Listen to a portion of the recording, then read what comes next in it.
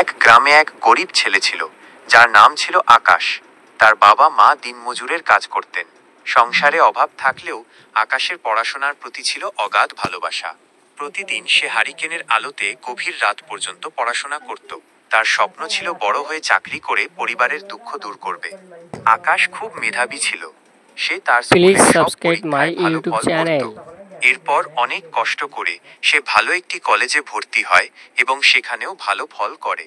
কিন্তু পড়াশোনা শেষে যখন চাকরির জন্য আবেদন করা শুরু করলো, তখন বুঝতে পারল বাস্তবটা কতটা কঠিন। সে অনেক জায়গায় আবেদন করলো, ইন্টারভিউ দিল, কিন্তু কোথাও চাকরি পেল না। কারণ তার কোনো সুপারিশ ছিল না, আর কোনো বড় চাকরিদাতার সঙ্গে তার পরিচয়ও ছিল না।